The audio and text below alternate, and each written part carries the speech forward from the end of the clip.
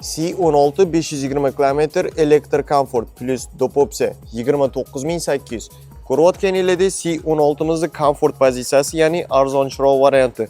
Ushbu avtomobilimizdagi komplektatsiyasini men sizlarga hozir tushuntirib beraman. Avtomobilimizning salon qismini ko'rishingiz mumkin. Qolgan pozitsiyalari bilan bir xil qilib ishlangan ushbu avtomobilimiz komfort pozitsiya bo'lishiga qaramasdan orqa qatorda monitori bor va ishlaydigan bo'ladi.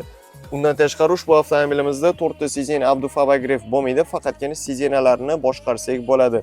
Lekin bunda Face ID bor, ammo bu ishlamaydigan bo'ladi, ya'ni abanka Face ID hisoblanadi. Bu yerda ko'rayotganinglardek profil joyi bo'lmaydi. Orqa qator shunaqa ko'rinishda bo'ladi. Bu yerda e'tibor berganinglardek klimat kontroli yo'q va tepasida deflektorlari mavjud bo'lmaydi. Voy, buni akuchkasini qaranglar. Boshqa pozitsiyalari bilan bir xil, hammasi 16 larda xuddi shunaqa akustika bo'ladi. 21 ta kolonka, subwoofer, pishalka, hamma funksiyasi bor.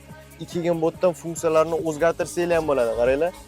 Mana bu yerda bunda bosadigan bo'lsak, xohlagan funksiyaga qo'yib o'zgartirsak bo'ladi zvuklarini. Akustika jihati va zo'r bularniki. Siz ushbu avtomobilimizni yana qaysi funksiyalari haqida xabardorsiz? Kommentariyaga yozib qoldiring, javoblarni kutamiz.